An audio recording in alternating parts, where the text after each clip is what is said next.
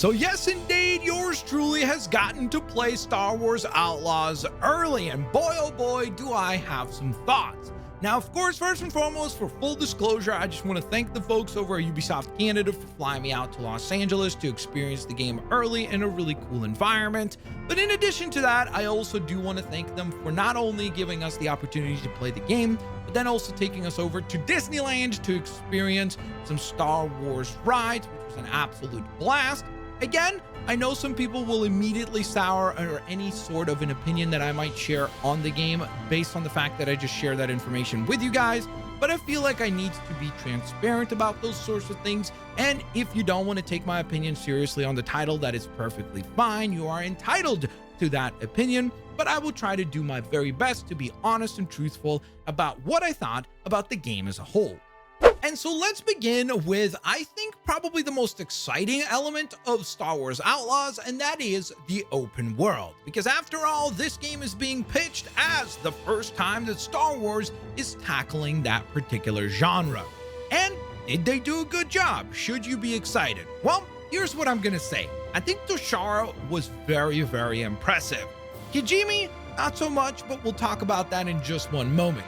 I was very impressed by what Toshara offered as a whole in terms of just the vastness and the attention to detail throughout the entirety of that hub world, I guess we'll call it, or that planet, was very impressive. Like a lot more than probably what I expected personally, but particularly so, I think that the density of the city was really, really impressive. I mean, whether it be just the amount of people that are inside the city, the fact that there's all these conversations going on, like it really felt like a lived-in place. It felt very alive. Constantly there's this busyness in the city. There's constant conversations going on, some of which you can actually eavesdrop on in order to learn things that you can then apply to some quests or actually obtain quests in that sort of way, which was very, very cool to see. I was particularly impressed by the attention to detail in the interiors of the city.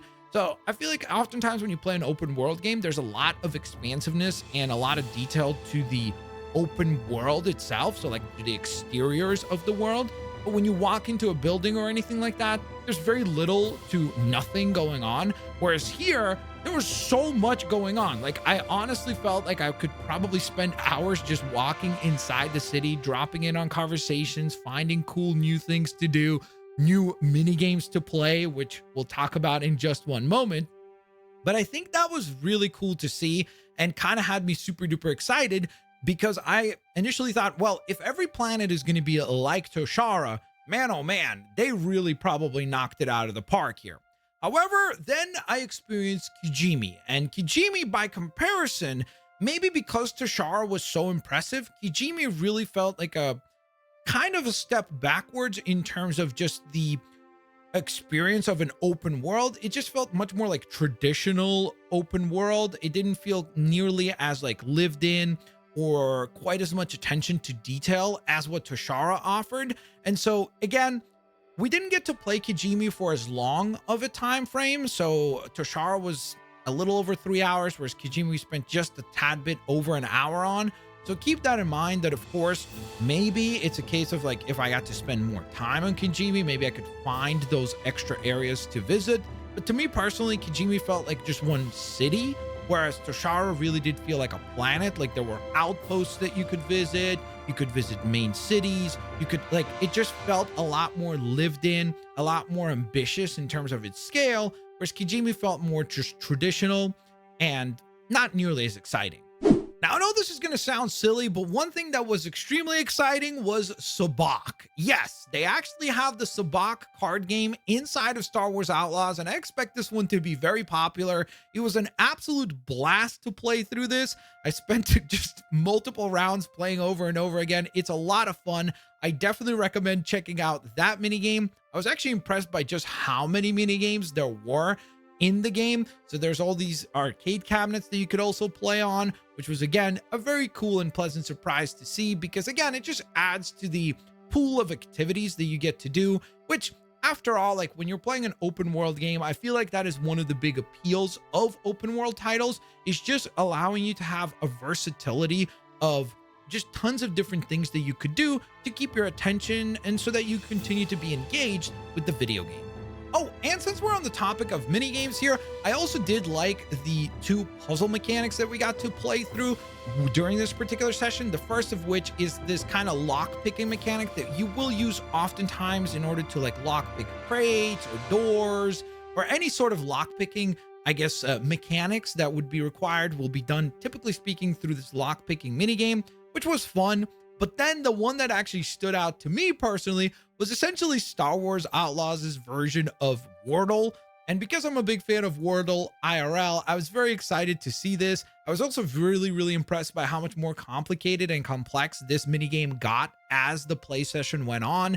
So that was another really cool attention to detail and another cool mechanic that I look forward to playing again. Now, the next thing I want to talk about is actually going to be the graphics, or the graphical fidelity of the game, because I feel like a lot has been said about this game not looking quite as AAA as many other titles.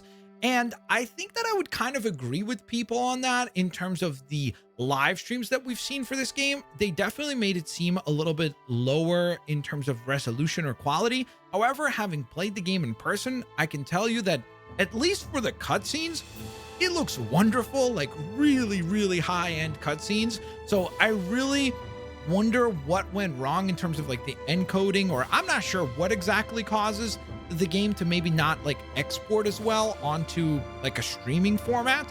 But in person, the game ran really well in terms of like graphical fidelity. So I didn't really find any huge glaring problems. Of course, you would every now and again find your typical open world sort of bugs, visual cues and things like that that would sometimes happen.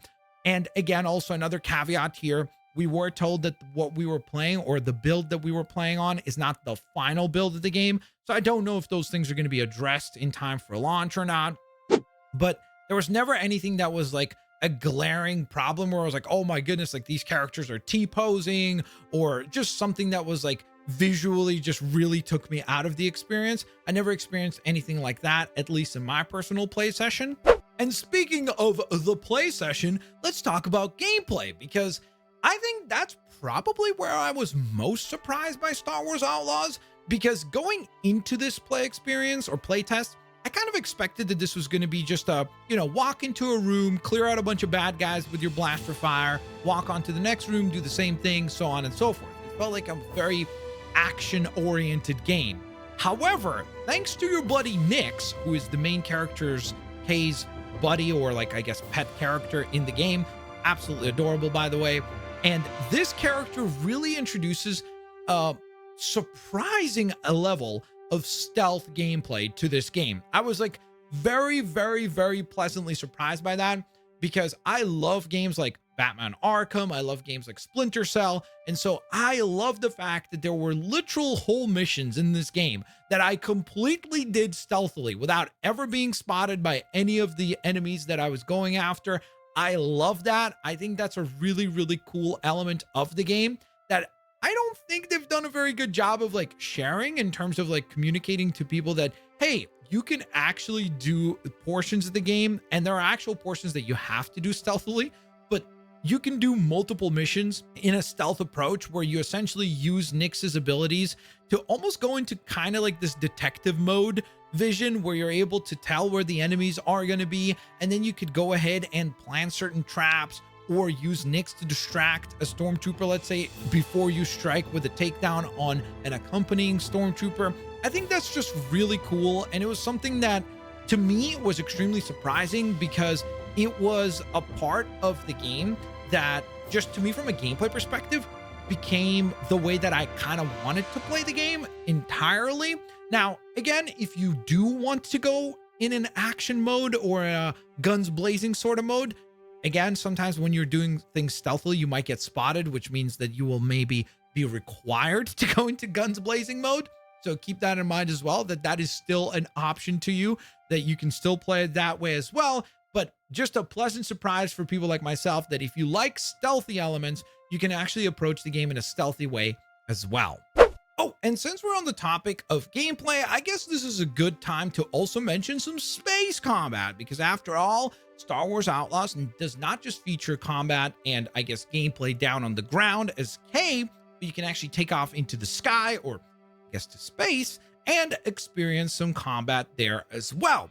And I will say that the combat is perfectly serviceable. Like, it's nothing exceptional. It doesn't do anything bad, but it doesn't really do anything new or overly interesting either, with one exception. And that is essentially, like, you know how in GTA you will oftentimes, like, when you cause chaos in the city and so on and so forth, you'll have like the police showing up, and then they're chasing you, and you have like multiple stars and you're trying to get away from them and so on and so forth. They kind of have like a similar mechanic for some of the space combat. So like at one point I started fighting TIE fighters without them, I guess, kind of being the aggressors. And then slowly but surely, as you defeat waves and waves of like more and more impressive TIE fighters and more impressive Empire vehicles, then they sent these big giant spaceships at you, and you're like, okay, well, I can't really do anything about this, and you get defeated, which was a really cool, pleasant surprise. So that was probably, I think, the most like unique element as far as the space combat is concerned, and I really enjoyed that because it was just a really cool surprise that I did not expect. Beyond that, I still think, like, if you want the best, I guess, gameplay experience just for space combat, I still think Star Wars Squadrons is probably the best one that I've personally played. So next I wanted to talk about reputation, or the reputation system, which I think was very, very impressive. That was probably the thing that I was most impressed by, in terms of, it seems like it is something that they put a lot of thought into and a lot of attention to detail in terms of trying to balance these different factions and figuring out, like, hey, which faction do you want to work with, or which faction do you want to work against? And the game will offer you multiple opportunities throughout to go ahead and either work with a certain faction or work against a certain faction. And you could also go back and forth, where you'll be, let's say at the beginning stages, you really like the Pikes and you work with them. But then after a little while, you decide to turn against them in order to go out and get this specific upgrade or this specific unlock from the Crimson Dawn. And so you begin to actually betray the Pikes and then work with the Crimson Dawn instead. And it just looked really interesting. And there's a reward that you can obtain for reaching a specific reputation level with each one of the factions, which was really cool to see as well, like a specific outfit or a recolor for your blaster, or like a redesign for the blaster. So those were all really neat to see. I do wonder, how much will the reputation system matter for the story? Meaning that, let's say if I choose to be loyal to the Crimson Dawn throughout the entirety of the experience, let's say, right, or for most of the experience, will I get a specific ending, or will I get a specific set of cutscenes or experiences that will be unique to being honest and being like trustworthy of one specific faction? I think that's something that, unfortunately, from the 4-hour play session that we got, I can't really answer right now. But I will say that from what was there, it seemed very, very impressive in terms of the attention to detail with it. So I'm hopeful that that attention to detail of the system will actually spill over into the story. And speaking of story, that is probably the element that I am most scratching my head on, because I am just not really certain what the story of Star Wars Outlaws is, beyond just telling you that it is the adventures of Kay and Nix as scoundrels and trying to take on these different missions and so on and so forth. But as someone who loves the element of story in video games, I really do hope that there is a more robust component to the story, in terms of, I'd love to learn why Kay is doing what she's doing. I'd love to have an understanding a little bit of the character herself more as we get to experience the game. So that would definitely be something that I would like to see unfold.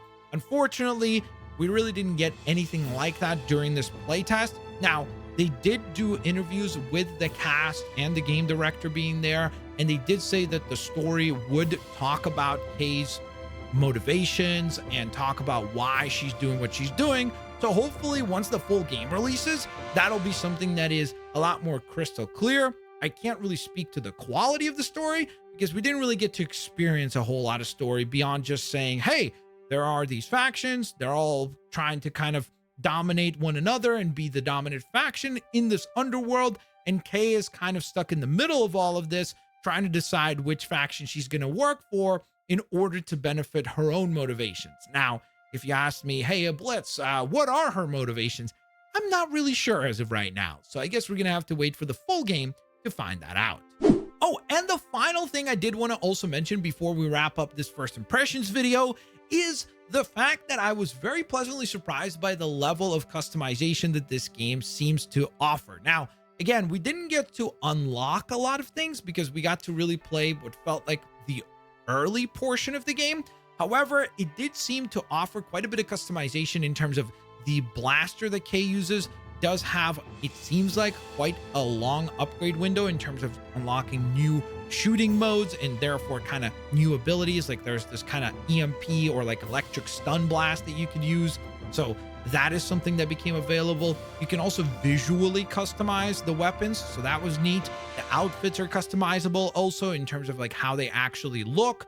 And again, like I mentioned before, each one of the factions actually offers you a unique costume for both Kay and Nyx. So that was, again, really cool to see.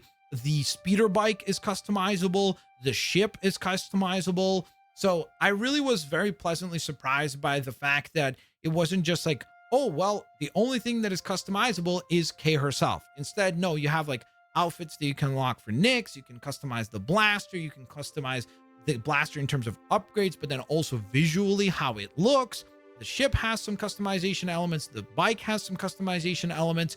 So I was very pleasantly surprised by how much was customizable. So there you go, guys. That concludes my first impressions of Star Wars Outlaws. Once again, I do want to thank the folks over at Ubisoft Canada for offering me this opportunity. I want to thank you guys for listening and watching today's video. If you enjoyed it, please don't forget to leave a like. Let me know what you guys think of Star Wars Outlaws. Are you going to be checking it out when it drops in August? Yay or nay? And of course, I will hopefully catch each and every single one of you lovely folks here next time. Peace out. I'll see y'all later. Alligators. Bye-bye, everybody.